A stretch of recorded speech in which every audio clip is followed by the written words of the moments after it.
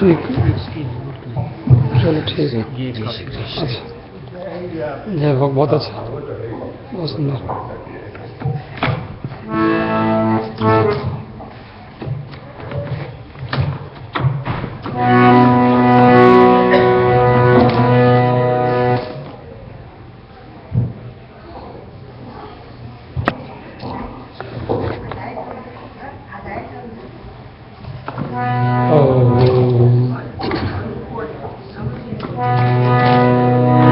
वरहापीडं नटवरवपुः कर्णयोः कर्णिकारं बिभ्रद्वासः कनकगभीषं वैजयन्तीं स्मालां रन्ध्रान्वेणोरलसुधया पूरयन् गोपवृन्दैः वृन्दारण्यं स्वपदरमणं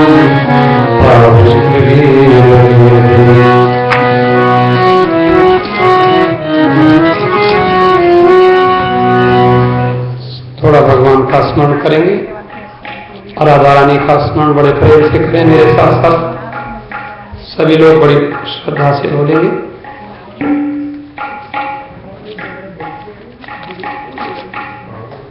अपने मन को एकाग्र करके शांत करके ऐसा सोचें कि मानो आप वृंदावन में पहुंच गए। राधा का नाम अनमोल बोलो राधे राधे, राधा का नाम बोलो राधे, राधा का नाम बोलो राधे राधे, राधा का नाम बोलो राधे, श्यामा का नाम बोलो राधे राधे, श्यामा का नाम बोलो राधे, राधा का नाम बोलो राधे राधे, राधा का नाम बोलो। ब्रह्मा जी बोले राधे, विष्णु जी बोले राधे, ब्रह्मा जी बोले राधे,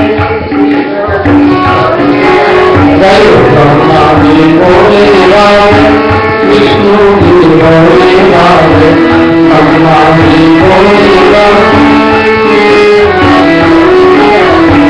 ब्रह्मा जी बोले राधे, विष्णु जी बोले राधे, ब्रह्मा जी बोले राधे, विष्णु जी बोले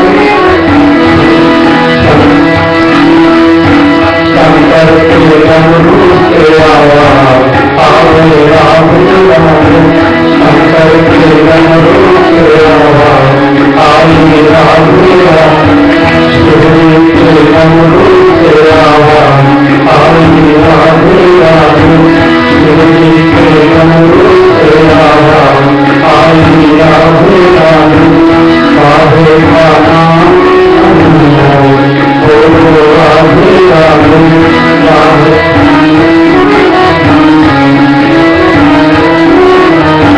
राधा का नाम बोलो राधे राधे, राधा का नाम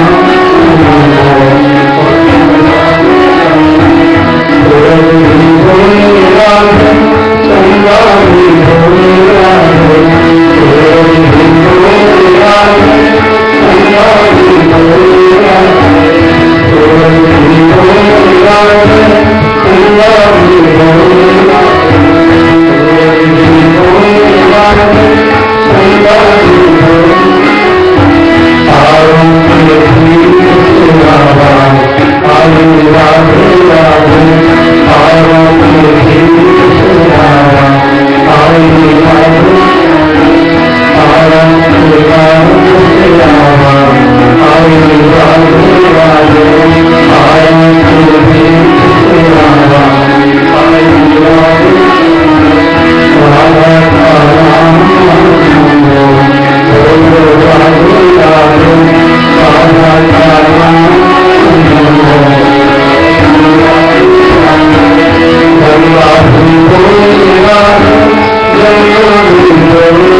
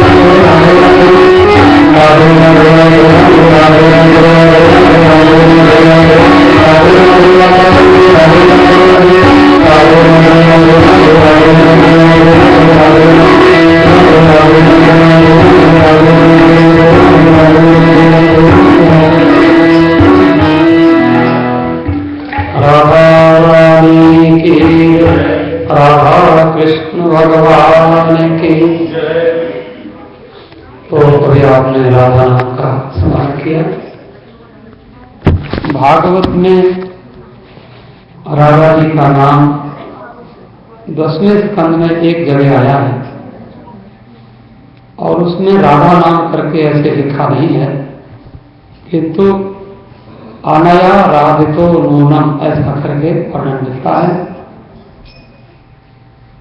आपको याद होगी वो कथा, भगवान ने बंसी बजाई थी और बंसी बजाने से सारी गोपियां भगवान के पास आ गई थीं और भगवान ने गोपियों को मोहित करके और फिर गोपियों का प्रेम देखकर भगवान अंतर्धान हो गए थे, छिप गए थे।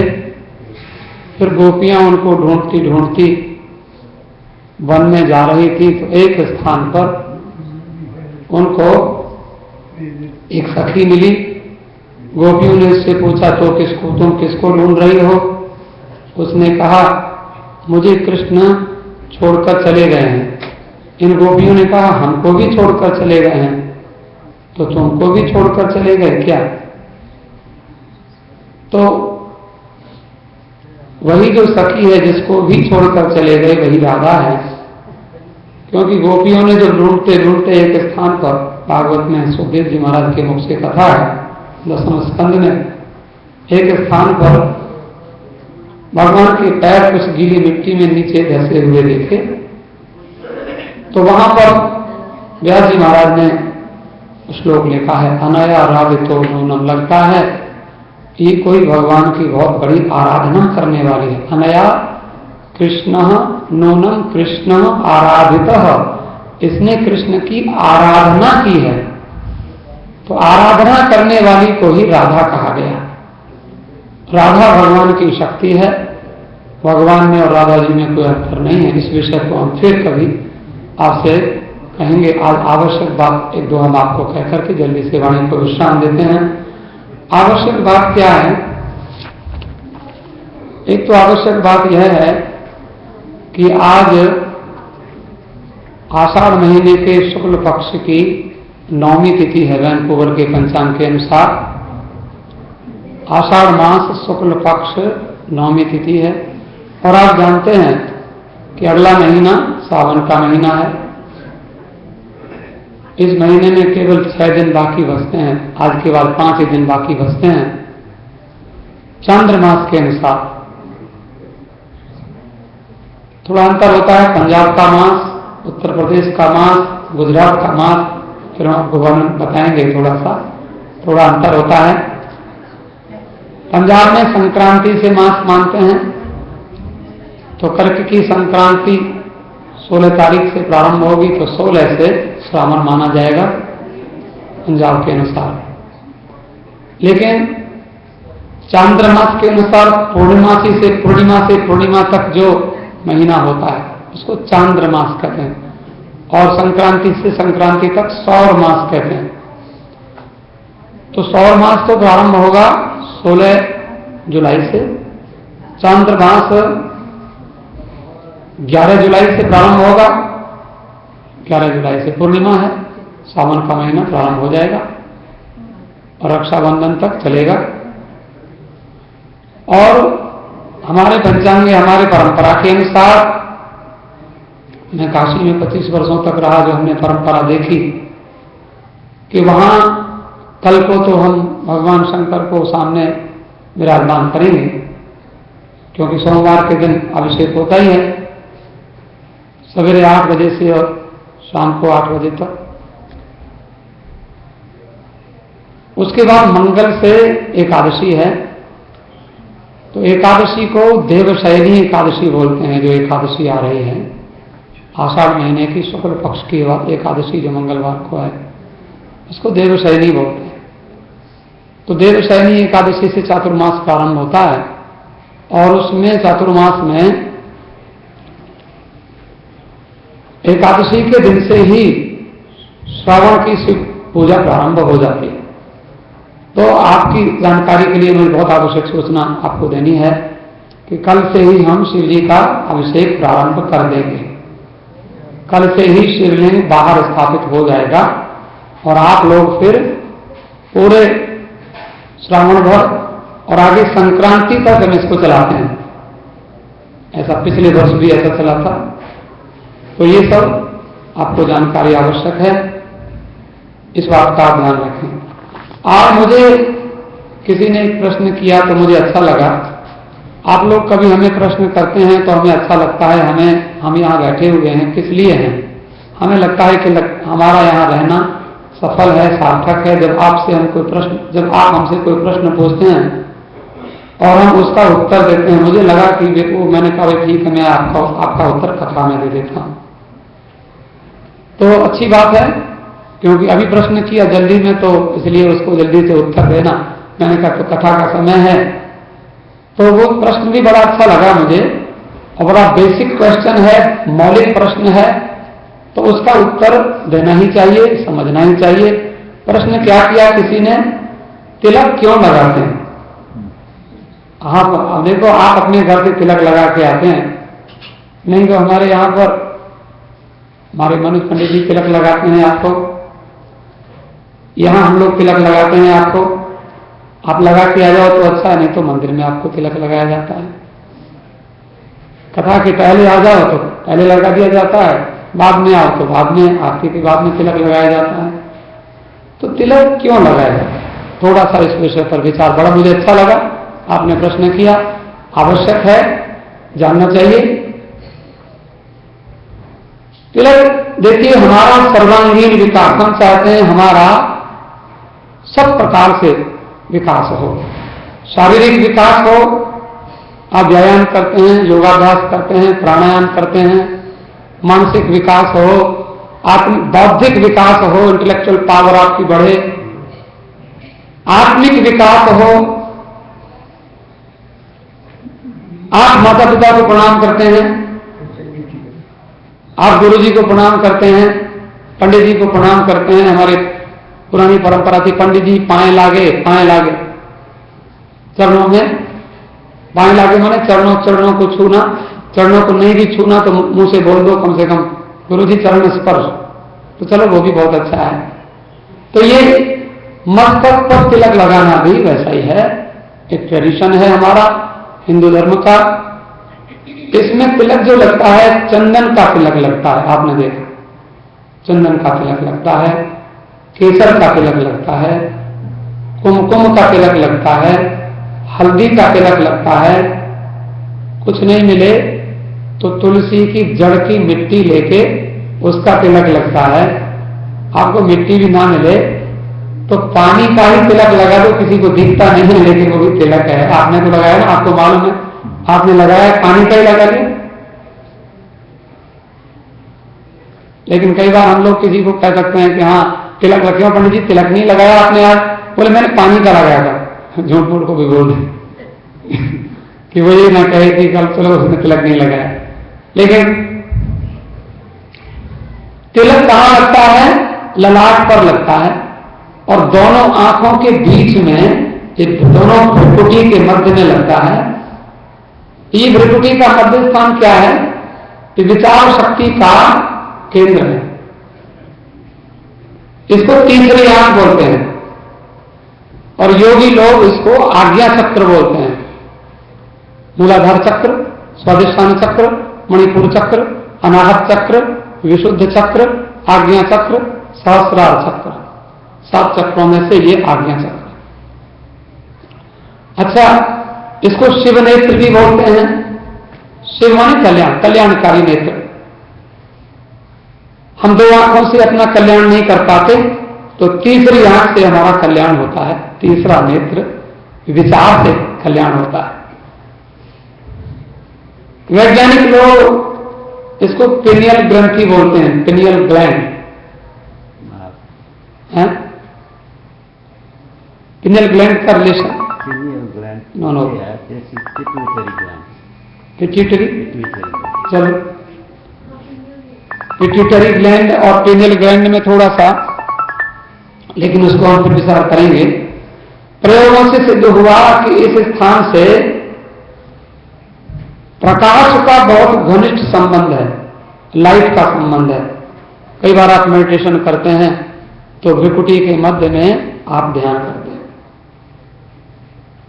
ध्यान धारणा से आज्ञा चक्र में प्रकाश की अनुभूति होती है, प्रकाश में दिखाई पड़ता है। तो ऋषियों ने इस स्थान को बड़ा शुभ माना और इसको आपके दैनिक कार्यों के साथ जोड़ दिया। तिलक लगाना धर्म कर्म के साथ जोड़ दिया। नियमित रूप से ऐसे आप कभी देखो, इस स्थान को स्पर्श करने से भी आपको कुछ होता है। जब आप कोई इस स्थान को स्पर्श करते हैं, इस स्थान को स्पर्श करने से आपके शरीर में कुछ होता है, कुछ होता है, कुछ प्रक्रिया होती है। वो प्रक्रिया कोई गलत नहीं होती है। तिलक लगाने से कुछ हमारे महात्मा बताते हैं कि जो आपके जीवन में, मनुष्य के जीवन में कठिन परिस्थितियां आती हैं और उन परिस्थितियों में कभी हम सही निर्णय नहीं ले पाते हैं, डिसीजन नहीं ले पाते हैं, तो तिलक लगाने से या इस केंद्र पर ध्यान करने से हमारा डिसीजन बढ़िया हो जाता है और निर्णय लेने की शक्ति हमारी विकसित होती है। ब्रह्म वैवर्त पुराण में तिलक की महिमा बताई, श्लोक में आपको सुनाता हूं। स्नानम दानम तपो होमा देवता पितृकर्म च तत्सर्वम निष्फलम याति ललाटे तिलकम बिना। ब्रह्म वैवर्त पुराण में कहा गया है कि आप स्नान, दान, तपो, होम, देवकर्म, देवताओं की पूजा, पितृकर्म, पितरों का श्राद्ध, यदि तिलक लगाए बिना करते हैं तो सब निष्फल होता है। इसलिए जब कभी आप ऐसा कोई पूजा काम करते हैं तो पंडित जी सबसे पहले तिलक लगाते हैं। आदित्या वसवो रुद्रा विश्वे देवा मरुदगण तिलकम ते प्रियच्छन्ति धर्म कामार्थ सिद्धये। तिलकम ते प्रियच्छन्तु धर्म कामार्थ सिद्धये। ये आदित्य, 12 आदित्य, आदित्य वसु, 8 वसु, आदित्य वसु रुद्रा, 11 रुद्र आदित्य वसोरुद्र विश्व देवा देवता है। मरुदगण 49 मरुदगण वो आपको तिलक करते हैं। जब ब्राह्मण आपको तिलक करता है, आपको जब तो इतने सारे देवता आपके साथ हो जाते हैं आप जब तिलक करते हैं। तिलक की बड़ी महिमा है हिंदू धर्म में। तो ये ब्रह्मवर्त पुराण की बात मैंने बताई। अब देखो हमारी माताएं बहनें बहुएं बेटियां माथे पर तिलक लगाती हैं और वो तिलक का रूप आजकल बिंदी लगाती हैं, ऐसा समझ लीजिए तिलक है वो। लेकिन उसमें थोड़ी जो बिंदी आजकल जो हम लगा लेते हैं वो थोड़ा सा सावधानी से समझना चाहिए, क्योंकि उसका कोई खराब हम नहीं जानते, लेकिन थोड़ा पूछ लेना चाहिए, देख लेना चाहिए कि वो जो साधारण जो बिंदी होती है प्लास्टिक आदि की, वो कुछ हमारे शरीर के लिए कुछ अनुपयोगी ना हो जाए। फिर भी तो स्त्रियां जो बिंदी लगाती हैं, पुरुष भले ही ना भी लगाएं, माताएं बहनें तो जब साड़ी पहन के जाती हैं तो उनको तो बिंदी लगाना आवश्यक होता है। तो स्त्रियां क्यों विशेष करके लगाती हैं? तो हमारे कुछ योगियों ने ऋषियों ने ऐसा स्त्रियों के विषय में कहा कि देखो आपका मन आपके शरीर में किसी न किसी चक्र पर रहता है। आपका मन कौन से चक्र पर रहता है ये तो आप अनुभव कर सकते हैं, या आप जब बात करोगे तो हम लोग बता सकते हैं कि आपका मन कौन से चक्र पर बैठा हुआ है। और साधारणतः जो सामान्य स्त्रियां होती हैं, बिल्कुल साधारण स्त्रियां होती हैं, उनका मन या तो स्वादिष्ठान चक्र पर होता है या नाभि चक्र, मणिपुर चक्र, बेली बटन पर होता है। साधारण तौर पर जो साधारण स्त्रियां हैं, योग करने वाली, ध्यान करने वाली, उनकी बात है। साधारण जो स्त्रियां हैं तो इन केंद्रों में क्या होता है, यदि हमारा मन स्वादिष्ठान चक्र में रहता है या मणिपुर चक्र में रहता है तो हमें क्या होता है, हमारे भीतर भय उत्पन्न होता है। इसलिए अपने मन को वहां से हटाना होता है। यदि बार बार मन स्वादिष्ठान चक्र में जाए उसको वहां से हटाना, क्योंकि वहां नहीं तो भय होगा, भय होता है। और यह होता है, क्या होता है, इमोशन होता है, भाव होता है, कल्पना होती है। इसलिए जब आप स्वाभाविक रूप से बिंदी लगाते हैं तो आपका मन झट से, पंडित जी आपको तिलक लगाते हैं तो आपका मन फट से वही पहुंचता है। आपका मन फिर नाभि पर नहीं रहता। जब आप बिंदी तिलक लगाते हैं आपका मन वहां पहुंचता है। और जब आपका मन भाव में नाभि स्थान पर स्वादिष्ठान चक्र में रहेगा, मणिपुर चक्र में रहेगा, तो आप भावना की धारा में, कल्पना की धारा में कहीं बह ना जाएं। इसलिए मन को ये पिट्यूटरी ग्लैंड पर यहां पहुंचाना, शिव नेत्र पर पहुंचाना, विचार शक्ति केंद्र पर पहुंचाना। तो ऋषियों ने स्त्रियों के लिए, बहु बेटियों के लिए बड़ा आवश्यक कहा, क्योंकि उनमें भावना की, कल्पना की प्रधानता होती है और कल्पना में बहने का डर बना रहता है। तो एक वैज्ञानिक दृष्टिकोण से अगर देखो, दो चार बातें मैं आपको कहूं। ये जो बिंदी में प्राय करके बिंदी को आप देखेंगे तो लाल रंग ज्यादातर होता है, और लाल रंग में पारे का रेड ऑक्साइड रहता है, और रेड ऑक्साइड की हमारे शरीर को बहुत आवश्यकता होती है। ऐसा अनुभव किया गया कि केसर का तिलक लगाओ, चंदन का तिलक लगाओ तो माथे पर झुर्रियां कम पड़ती हैं। वैज्ञानिकों ने ऐसा, क्योंकि उस ग्लैंड को बार बार छूते हैं और चंदन लगता है, चंदन की कुछ केमिकल रिएक्शन उस बिंदु के साथ होती है तो मुखमंडल प्रसन्नता रहती है, झुर्रियां नहीं पड़ती। तो शुद्ध चंदन का अगर वो प्रयोग करो तिलक की जगह तो क्या होता है, या माताएं बहनें माथे पर टीका पहनती हैं, शादी के समय टीका पहनाया जाता है, तो मस्तिष्क संबंधी क्रियाएं नियंत्रित हो जाती हैं, माइंड संतुलित हो जाता है, बैलेंस्ड हो जाता है, मस्तिष्क संबंधी विकार नष्ट हो जाते हैं। रोजाना चंदन का तिलक लगाओ, केसर का तिलक लगाओ तो एक सेरोटोनिन करके और बीटा एंडोर्फिन किसी ने परीक्षण करके बताया, एक स्राव निकलता है जो श्राव ज्यादा भी ना हो जाए, कम भी ना हो जाए, तो निरंतर तिलक लगाने से वो श्राव का बैलेंस होता है। इससे बैलेंस होने से क्या होता है, डिप्रेशन को कंट्रोल मिलता है, मन की उदासी नहीं होती और मनोभावों में सुधार आता है। तिलक लगाने से मन के भाव अच्छे पैदा होते हैं तिलक लगाने से।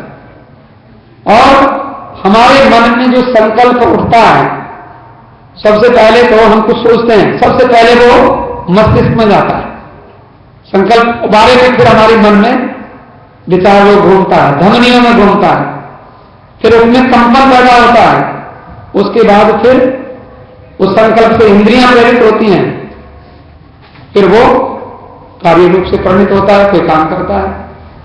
तो ये भ्रुकुटी का जो मध्य भाग है ज्ञान तंतुओं को संतुलित करता है। तिलक लगाने से हम ऊर्ध्वगामी होते हैं, हम थोड़े अपने जीवन में आगे बढ़ते हैं, ऐसा समझना चाहिए। तात्विक दृष्टि से कहा जाए तो चंदन शीतल है, आप जानते हैं चंदन ठंडा है, और इंजन को ठंडा करना, आप अपनी कार में पानी रखते हैं, पानी खत्म हो जाता है तो कार गर्म हो जाती है। तो ऐसे हम कई बार सुबह नहा तो लेते ही हैं, लेकिन तिलक हम लोग सुबह भी लगाते हैं, दोपहर को भी लगाते हैं, शाम को भी तिलक लगाते हैं, 3 बार हम लोग तिलक लगाते हैं। भारतवर्ष में तो नियमित रूप से हम लोग चाहे ठंडी हो 3 बार स्नान करना आवश्यक ही होता है। हम लोग तो यहां भी कर लेते हैं, कभी शौचालय आदि जाना पड़ा तो स्नान करना बड़ा आवश्यक ही हो जाता है। ये सब नियम है, तो स्नान किया तो तिलक लगाना जरूरी है। तो चंदन का, केसर का, कुमकुम का, हल्दी का, यज्ञ की राख का भी तिलक लगता है, गोधूली का तिलक लगता है, तुलसी के, पीपल के जड़ की मिट्टी का तिलक लगता है। चंदन की तिलक लगाने से पापों का नाश होता है, संकट से मुक्ति मिलती है और लक्ष्मी जी की कृपा भी होती है और ज्ञान तंतु संतुलित रहते हैं।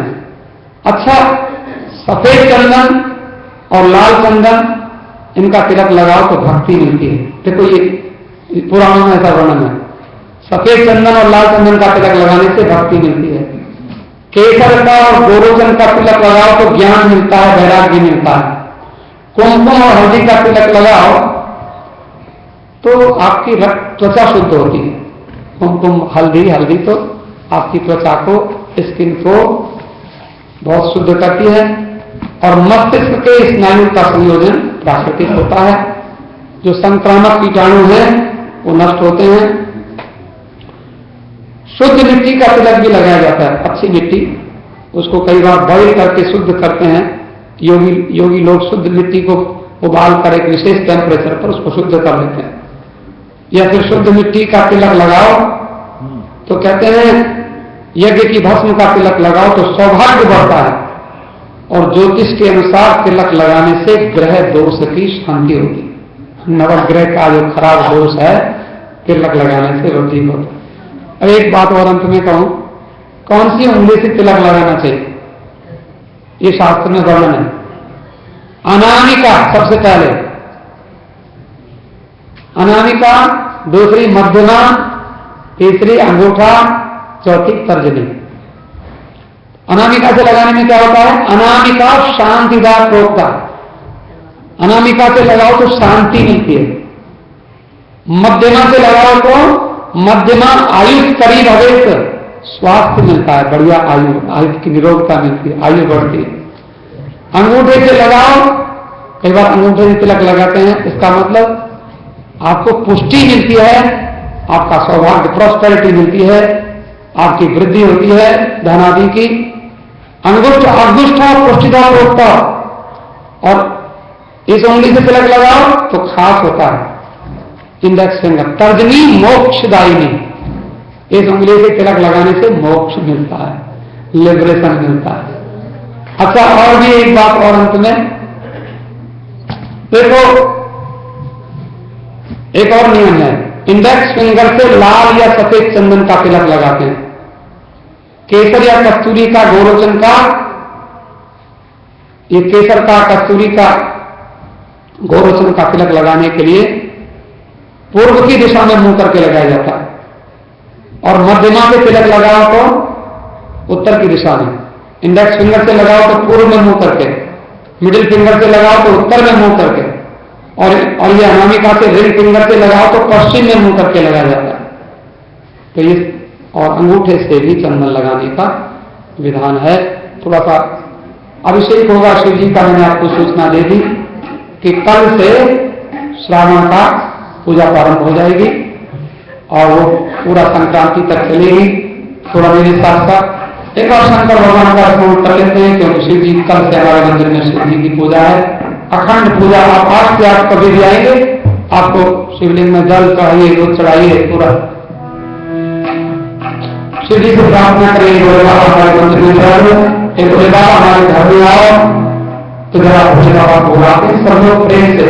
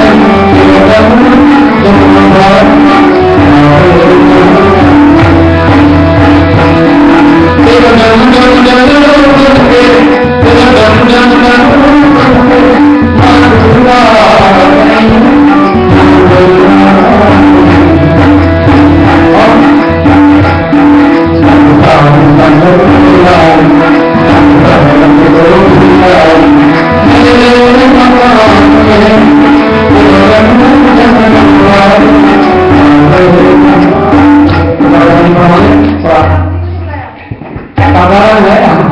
तेरा गम गम गम बंदे श्री राम दिया श्री राम दिया तेरा गम गम गम बंदे श्री राम दिया श्री राम दिया